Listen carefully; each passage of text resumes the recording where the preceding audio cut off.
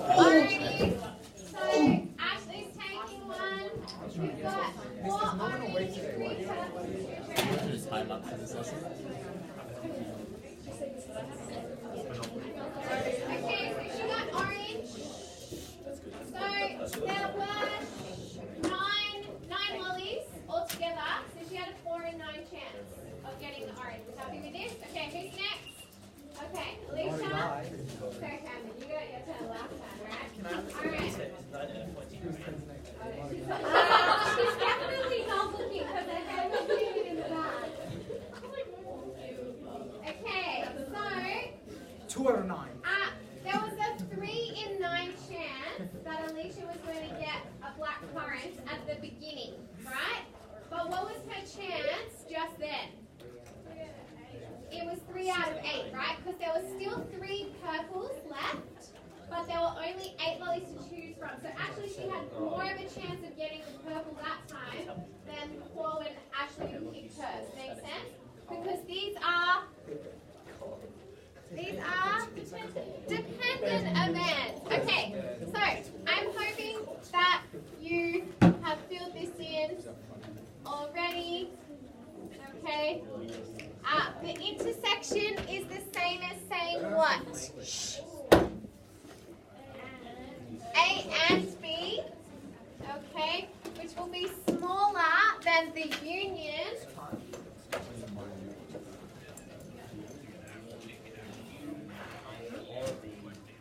And what does the union mean? E or B. A or B. Okay, so fitting either category is fine. Okay, year 11. I don't want to speak over the top of other people. Where's your book there? So my expectation would normally then be that you've got paper out and you're writing. No, you're not. You're writing notes. That's what happens in my class. Okay. So, 2 events are dependent.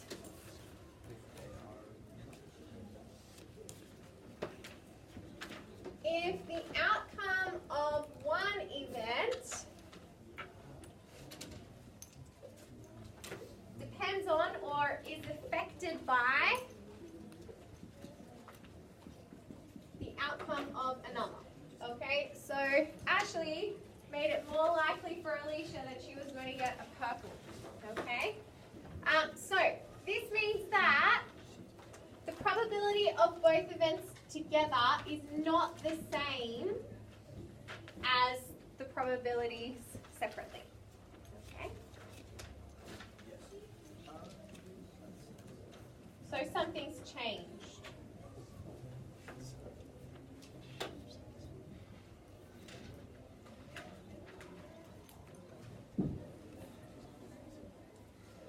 Okay, so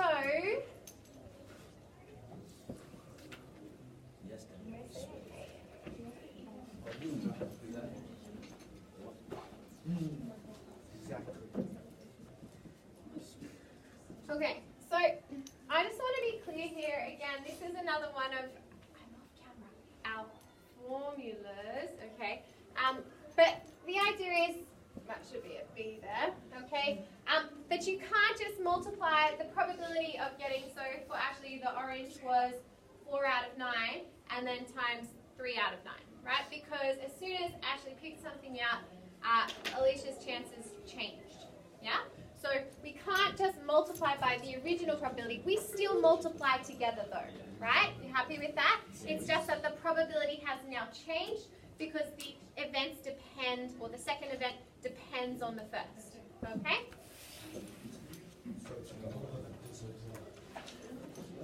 Well, it's just saying we can't, they're not equal to. It's not really. Okay, so 2 dice are rolled. Remember I mentioned that this seems to be something that we're seeing in this topic that's a little bit new, that they're saying this is an event, we're going to call that A. But it's not anything particularly difficult, but that does seem to be the way that questions are written, which may or may not be the case exam-wise, but it does seem that that's part of the syllabus. Okay, so A is the event, a 5 is rolled with the first die. B is the event, the sum of the numbers on the 2 dice exceeds. What does exceeds mean? Okay, is more than, can it be equal to 10? No. Okay. Find the probability of, what does this mean? So this one is the intersection, which means and. Like for me, I would be writing this straight away because that's how I would think of it, right? So the probability of A and B. So probability of A, a 5 is rolled with the first die. What's the probability? 1. Okay. Now, the probability that the sum of the numbers on the 2 dice exceeds 10. So we've got so far a 5 for our first one. What are the possibilities for our second die? Bench? Joel? Just 6. Are we happy with that? So if we get a 1, our total 6. 2, 7, 8, 9, 10. We need to be over 10. The only way we can exceed 10 is by rolling a 6, which means there's a 1 in 6 chance. So there's a 1 in 36 chance of getting a 5 and then the sum of the dice exceeding 10. Okay. Okay. So, are A and B dependent or independent events? Dependent, yeah, right? Because if we got a 6 on the first roll, so let's say we had a 6 on the first roll, then the probability would be 1 out of 6, right? And then what would be 5 or 6. 5 or 6, right? Because that would be 11 or 12. So then we'd have 2 over 36, or 1 out of 18 chance of getting this situation. Okay, so they're dependent events. Okay, can anyone remember how we read? Oh, it's already there. Can anyone remember how we read it? Okay, so remember, find the probability of B given that event A has already occurred. Okay. Does anyone know how we're going to do this question? Is this the same as A? No, because we already know that event A's happened. There's a 100% chance of that happening. So we just it's just 1 over 6. Yeah, exactly. So event A has already occurred. Like Dan said, there's a 100% chance of that happening. It's happened, no negotiation. Okay? So we're actually only looking at the second event, which is we established that it would have to be a 6. So we're looking at a 1 in 6 chance. Okay? So remember, it's just the notation there that's key for you to understand. Okay. Just note, you could have drawn a probability tree for that question. I feel like it was simple enough for us to do without it. It saved us a bit of time. Let's see. From a set of 5 cards numbered 1 to 5, 2 cards are selected at random without replacement. Okay, here we go. Important question. Are the 2 cards picked at once or one after the other? It's without. One after the other. One after the other? Are you sure? This is without So But can I pick 2 at once? Yes, you can. Which one is it? How do I know? Doesn't matter. It says without replacement, so kind of it disappears after you picked up the first one. Yeah, but how do I know if they were picked at the same time or if I picked one and then I picked another? It doesn't matter, okay? Everyone good with that? It doesn't matter at all. It's the same thing. So you consider picking at the same time would be a without replacement though, okay? Or picking one then picking the other without replacement, it's the same, okay? So find the probability that both cards are odd numbered. Okay, so let's draw a tree diagram for this one.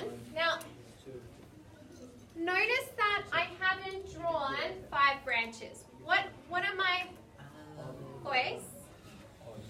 You're speaking over the top of me, and that's not okay. Okay, bench. The probability of it occurring and the probability of not occurring. So Of what occurring? of picking an odd, so 3 and Okay. 5 for the first, and then 2 So and 5 for the bottom. I'm looking at odd or even as my breakup. Does that make sense? So you have to kind of work out what you care about in the question, okay? So you don't have to address all different possibilities, okay? But they do need to add to 1, right? So they're complementary events. So we're looking at the number of odd numbers is 3 out of 5, and even numbers is 2 out of 5. Are we happy with this? Yes. Okay, now like I said last week, you've really done this before, okay, but we need to take care with dependent events, okay? My strategy is, Dan, face the front and don't turn around again. Turn your whole body around and don't turn around again, okay? My strategy is to first of all go, okay, I've taken a card out, so now there are only 4 cards left, and I would go and do all the denominators, and that's sorted. Okay, that would always be my first step. Okay, then I would have a look. I had 3 odd cards, and I picked an odd, so I now have 2 odd cards. I had 3 odd cards, and I picked an odd, so now I have how many evens? Still 2, so that hasn't changed the number of evens, right? Okay, and note that this cluster of branches should add to 1 whole there. Okay, so that's a good check for you. I picked an even. How many odds are left? 3. I picked an even. How many evens are left? Okay. To be honest, the way I actually think of it is I would follow the path OO. So I go, okay, one of those was picked, so it's gone down by 1. And then this adds up to 4. I'd go even was picked, so even goes down by 1. And this adds up to 4. That's how I would normally do it myself. Okay? So find the probability that both cards are odd, okay, is just going to be what? Yeah, times what together, Ryan? Okay, now, I have to say, if there's something to chat about, just take it outside, okay? But you don't, for this question where you're only answering one part, you know, was it worth us drawing this tree diagram? We probably could have worked these out on our own because it's a fairly simple situation. So maybe not drawing a tree diagram for this one, although normally you do have a couple of questions to ask and to answer, and it's worth doing. Or if you're going along multiple paths, okay? Alrighty, so we get 3 in 10 chance that they're both odd. Question? Okay, that's good. Alrighty. Clearly, my pencil case does not ever hold 10 white markers. And probably if it did, more than 2 of them would have run out. If I take 3 markers from my pencil case using class, find the probability that not more than 1 marker is defective if the sampling is done without replacement or with replacement. Okay, so any thoughts about this? Benj? Well, so it would start off with being there's 2 bad ones, going to be 2 out of 10 for the first one, and then if it oh wait, sorry, without replacement. So if sorry, can I just go through the question over? Yeah, sure.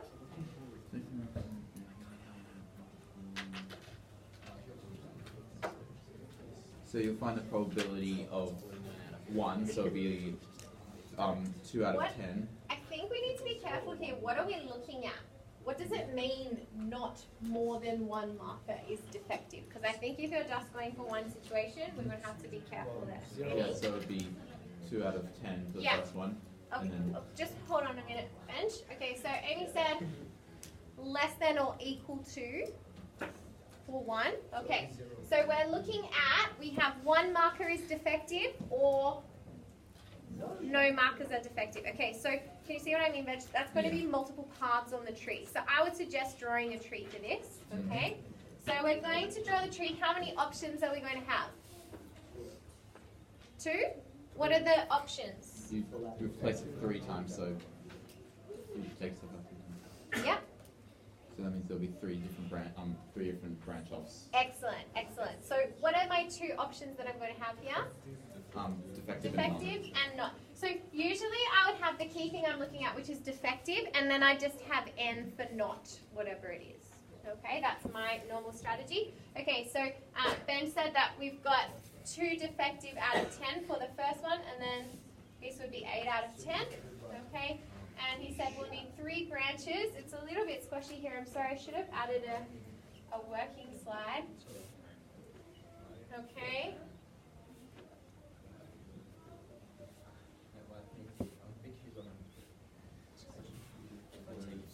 Although this one we can talk about in a minute. Okay. So without replacement, what does that mean? Once it's taken out. Okay. Once it's out, it's out. So that means all the denominators here are going to be what? 9. Yes. Okay. And all the denominators here are going to be 8. But whether we need to fully do this bit, we can look at soon. Okay. You had 2 defective and you picked a defective, so now there's only 1 defective. And then you know these have to add up to a whole. Can I have nods and shakes? Because I'm doing this as though you know, because I think you do, Joel. Yeah, so like particularly for the 3rd, yes. I think that's what I was saying about whether we need to write the whole thing. I think I really like the way you describe it. It's quite biblical language, isn't it? Okay. So here, not defective. So if we had a not defective, we still got 2 that are defective, right? And then only 7 that are not. Okay? So we're looking for not more than 1 marker defective. So what Joel's saying is we don't have to really follow each path, right? So Amy said that was 1 marker defective or none, okay? So you don't have to write the list, but I will write it to be clear. I guess the drawback of it is that it's time consuming, and exam-wise we are somewhat pressed for time, but it helps to avoid errors. So 1 marker is defective or no markers are defective. We're looking here, here, here, and here. Does that seem okay? So we don't necessarily have to fill out all the probabilities, although to be honest, it doesn't take us that much longer. But let's just go for the ones that we want. Okay, so we had 8 that were not defective, and we took one of those out, so now there are only 7 that are not defective. Yeah? Have a go at filling in the branches that you require. So we can leave that top section because we're not really interested in that.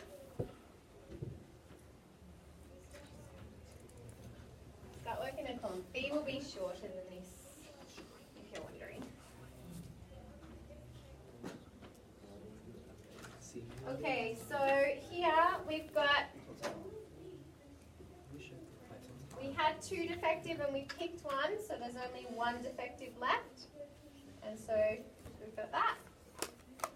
And here we had 7 that were not defective and we picked 1, so there are only 6 left. And then so that's up to 8. Okay, it can be tricky to get the numbers on the tree. A bit of care is required. Okay, are we happy with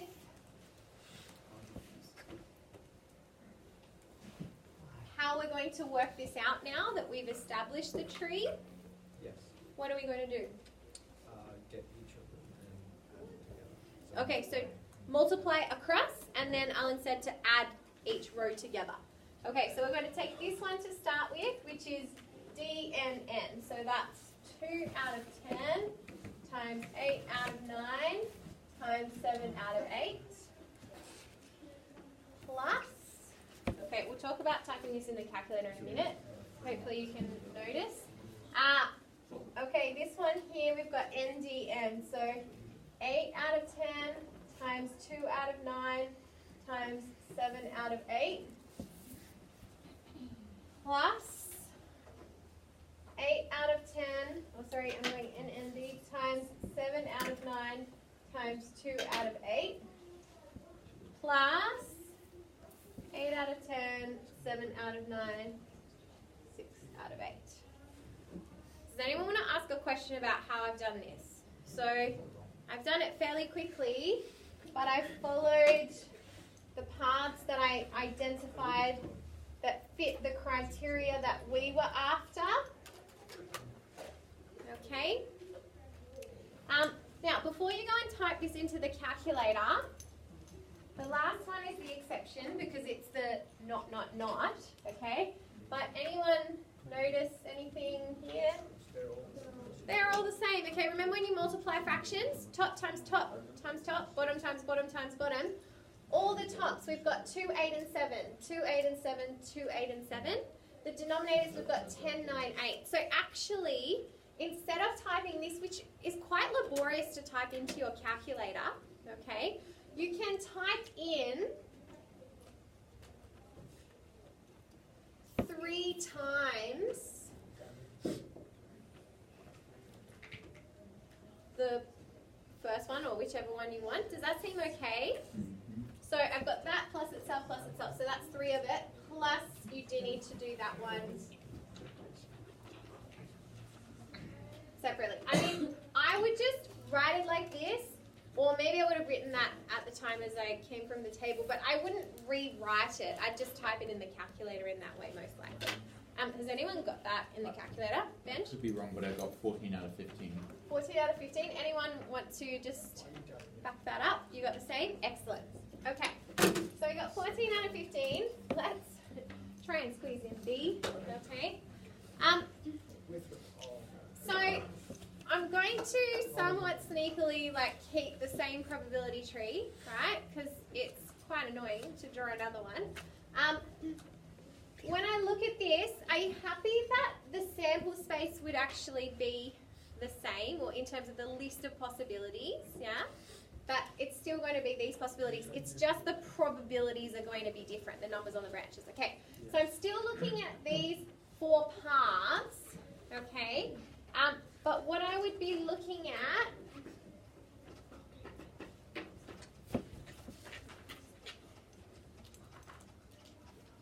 probability of 1 or non-defective. But what I would be looking at is defective, not defective, not defective. So that's going to be 2 out of 10, 8 out of 10, 8 out of 10. So defective is always going to be 2 out of 10, and not defective is always going to be 8 out of 10. Does that make sense? So with the with replacement, I don't need to adjust any of my probabilities. Okay. Now instead of me drawing another table when I've already got this one to kind of help me out. Okay, so that is this one. Now, what can you tell me about NDN and NND? What are they going to look like? So, not defective, defective, not defective. 8 out of 10 times 2 out of 10 times 8 out of 10. Are we okay with that? Which is same. And this one is 8 out of 10 times 8 out of 10 times 2 out of 10, which is the same. So I've really got this again 3 times, don't I? Okay? Look, honestly, I think this question's a little bit annoying, and normally it's not so many operations that you have to complete, okay, or branches and things, but that's what we've got. It's good to have strategies to make things faster for ourselves, okay? Plus, what will the not look like for when we replace? Yeah, not times 3, so 8 out of 10 times 8 out of 10 times 8 out of 10. If I wanted to shorten it, I could put it to the power of 3, okay, which is again another helpful strategy, okay? But you can't do times 3 then, different. Question?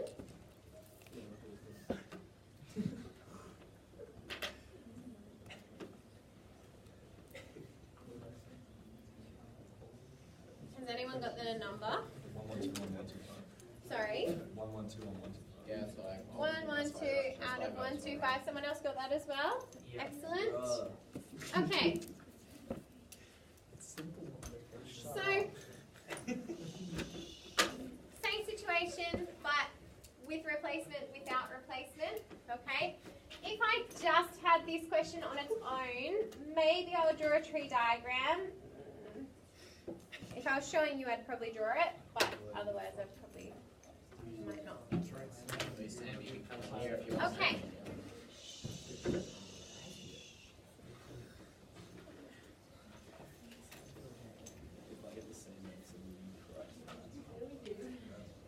This question's a little bit different. Okay. Because we're not replacing. Okay. But the thing is that this is a very large population, so we'll talk about it. A popular shoe manufacturer makes two types of shoes, sneakers and boots. Of the shoes at the factory, 60% are sneakers, okay, which then tells you that boots are 40%, okay, make sure you take that out of the question. If a random sample of 3 pairs of shoes are taken from the production line, okay, there's no replacement here, can you see that? They're all taken off, okay? Find the probability that blah, blah, blah. Okay, so this question, you've got space underneath. Oh, maybe I need to do it so this works. Okay, so what are the two options that we have? Sneakers or okay, and we've got 60%, 40%. Now, this is a shoe factory, and there are a lot of shoes there. You take one of the sneakers off. What percentage of them are sneakers? We don't know. We do. No. Yeah? It's 60%. Okay? So basically what we're saying here is in large populations that picking out a single item or a few items is negligible. Yeah? Okay. There are so many that it won't affect the distribution. Okay? Now, how do you recognize these questions? Well, maybe it will talk about something large, but basically you won't have a total. So you won't be able to know what your new fraction would be, okay? And it will likely be given as a percentage, okay? Could be given, remember 60% could have been given as 3 over 5. You don't want to then change it to like 2 over 5, right? Because there aren't only 3 pairs of sneakers in the shoe factory. Yeah, sure. No, I think that the key in this question is that it's given as a percentage. And that you yeah, so if it was, then because it was a shoe factory and it says 3/5 of the shoes, it would say are sneakers. I don't know how many shoes there are, so I don't have the information, so I have to assume that it's a large population. Yeah? Alrighty, so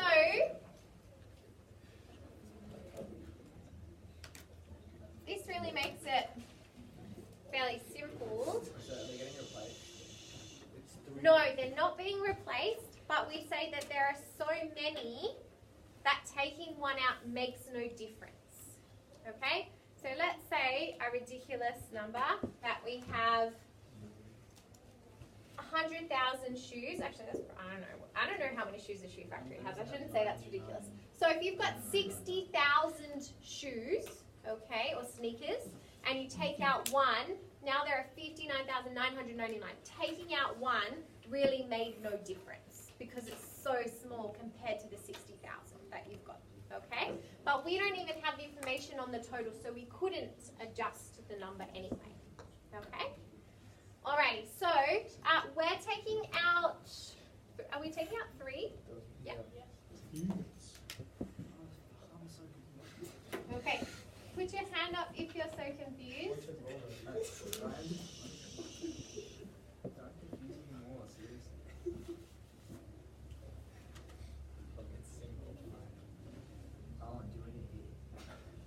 Get out.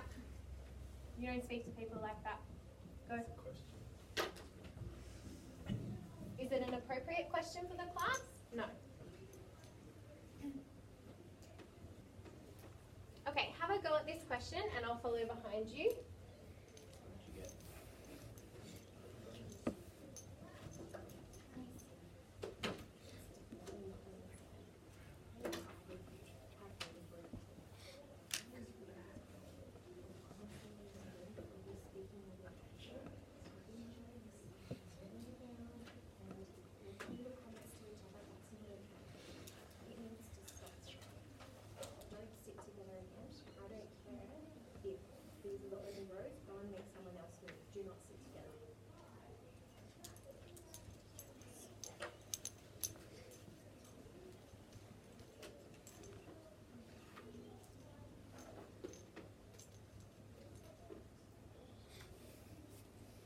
So hopefully you can find a shorter way to do this one, similar to what we did in the last one.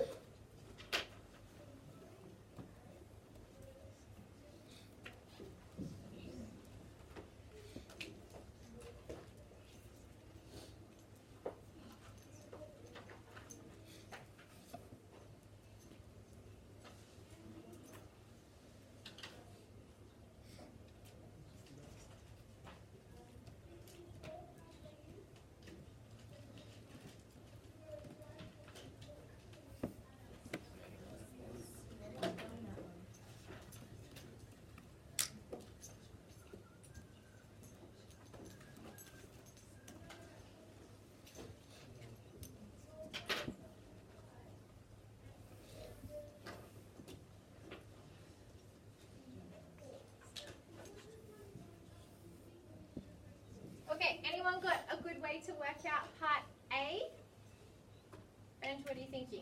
Well, it says there are exactly 2 pairs, so it'll only be in a line where there's 140. So the second one, the third one, and the fifth one, and then you just do 6 over 10 times 6 over 10 times 4 over 10, and then times 3, because they're all 6 over 10 times 6 over 10. Yeah, exactly. Sounds good. So instead of adding each one together, you've got 3 of the same thing. Can you leave that, please? Okay. Also, it might be helpful to know, extension-wise, that you can think of this as a combination. So how many combinations are there? We'll talk about this more tomorrow. How many combinations are there where you have 3 choices but only 2 of them are sneakers? So you've got 3 choose 2, which will be 3 ways, but you could do that without the diagram. Dan? Do we leave our answer in percentage or as a fraction? I would leave the answer as a percentage because I was given a percentage in the question. Yeah, but note that when I type, so Benj gave me fractions to type in, which is totally fine. I've kept it as a percentage. When I type it in myself, realistically, I would type it in the quickest way, which is going to be as decimals, 0.6 times 0.6 times 0.4, and then times 3. Just remember your calculator always gives back a decimal or fraction, not a percentage. Yeah. So I get 0.432, but that's 43.2%. Yeah?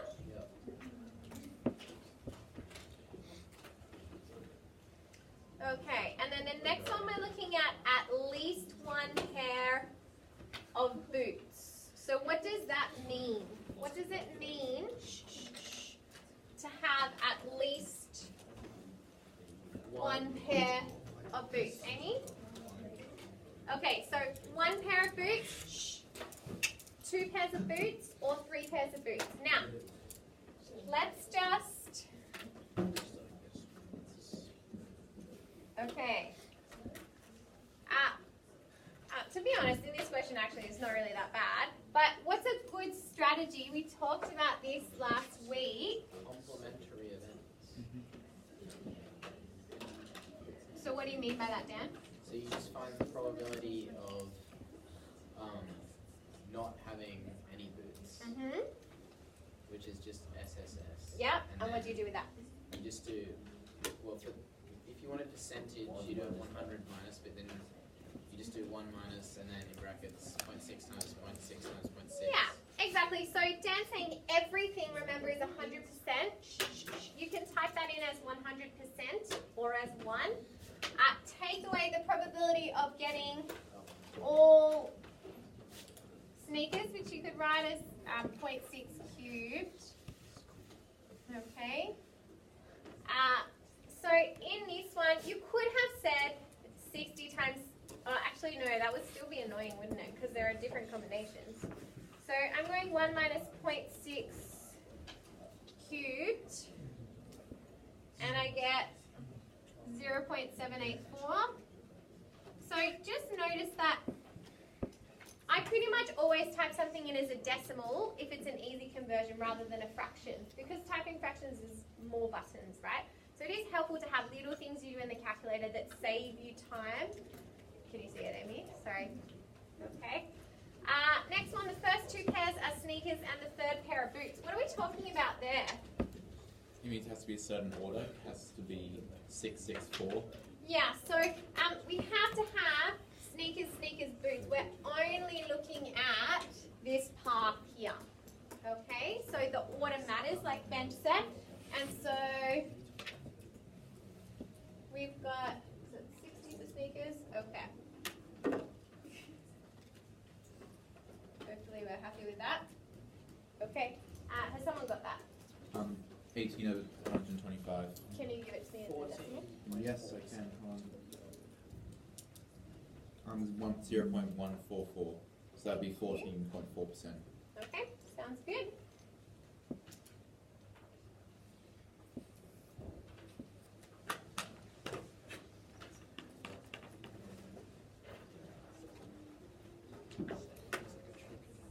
Okay. So this one we've got another formula. Note that I'm looking at my computer to write it down. She doesn't know the Because formula, it's- so you don't have to memorize it. Get off the screen. Okay, this is what we've been doing the whole time. Okay, so you know whether you need to memorize this as a formula. Okay, so it's just going to be. Remember how he said it's not P of A times P of B? Okay, it's because we have to change the probability for event B based on what happened in A. Yeah. So other ways we can write this. How else did I want to write it?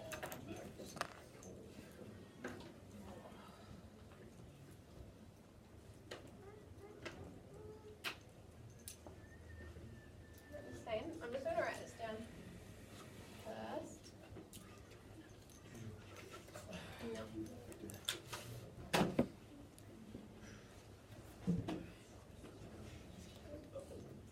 Wait, is that a line like B given?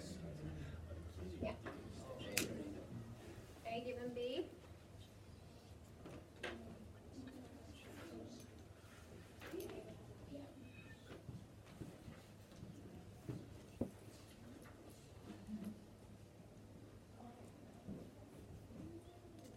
Okay, so note that this is really, maybe I have not switched the around. Let me just check, because this one's on your formula sheet. Although again, like, you know, have we used the formulas here? Do we need Do we them? get probability formula? I don't find, yes. Whether they're particularly helpful to you is a different story. So this is really a rearrangement of that, okay? So it's just that. So if I write this the other way around, to make it the rearrangement, it would be easier to see. Okay, so what you can see is, have a look, if I divide both sides by probability of B, then I get this. It's just a rearrangement. What is this rule? It's that we multiply the probabilities together. It's exactly what we've been doing, okay? We just have to take Would I memorize this, or I don't even know that I would particularly use this formula. It is on your formula sheet. That's not how I would think of it, Dan. That's not the formula for without replacement, though, is it? Yes, it is. So that's what because this is probability of A given that B has occurred. So this is saying Oh, okay. the probability You still have to remember though which one, whether it's dependent or independent. Yeah, like you still have to remember whether it's with the replacement or without.